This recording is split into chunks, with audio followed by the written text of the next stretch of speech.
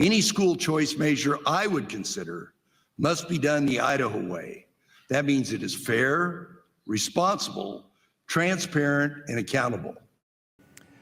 And that is what Governor Brad Little said during his State of the State address at the beginning of the legislative session, when he said he was setting aside $50 million in his state budget request for a school choice bill. It has to be fair, responsible, transparent, and accountable. And since day one, we've been watching House Bill 93, co-sponsored by Senator Lori Den Hartog and Representative Wendy Horman, that claimed to cover all 4 points of concern.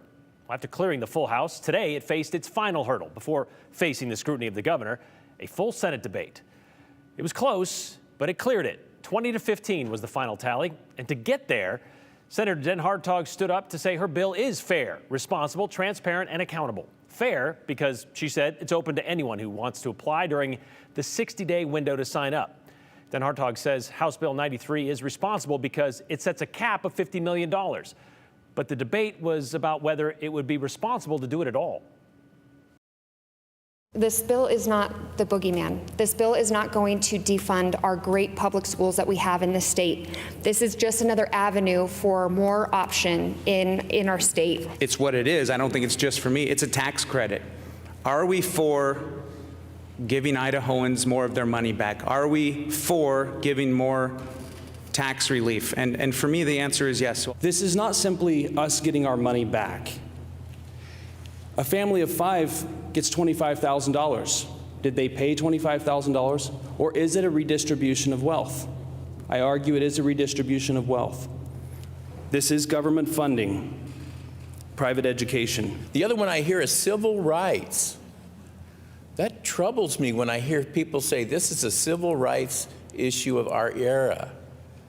I wonder if they were alive back in the 60s and 70s when we really did have these issues with civil rights and they knew what it was about.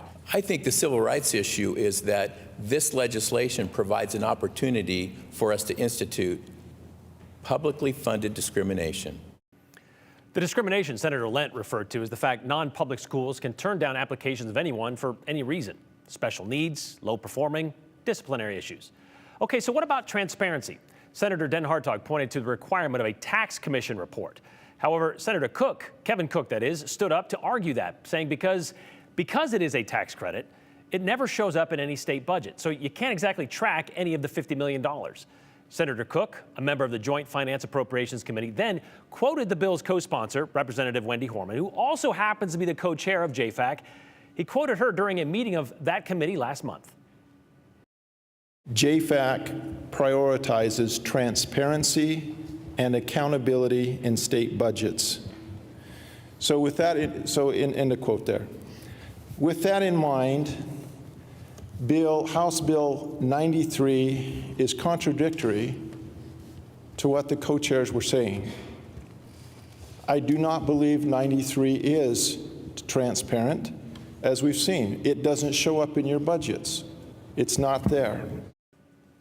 The biggest issue most people and many lawmakers have with House Bill 93 is the lack of accountability. It puts no requirements on private schools or on homeschool kids. And every time that was brought up, we were told the accountability is on the parent, both in not lying on their taxes, because that's already illegal, and in determining if their child is getting the education they need. Oh yeah, there's also a parent satisfaction survey. This bill isn't about school choice.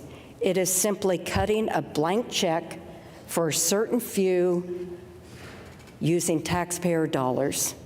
No business would hand out millions of dollars without accountability. Why should the state? We trust the individual, and there are severe penalties for people who abuse the system. We can and we should trust in the integrity of our fellow Idahoans who will avail themselves of what H93 offers. So it's about trust. Well, Idaho is now one governor's signature away from having a parental choice tax credit option to pay for non-public schools. Should Governor Little sign it, the application period would begin in January of 2026. And when we asked Governor Little what he thought about this bill, does it meet his criteria, we were told he doesn't comment on pending legislation. Okay, so now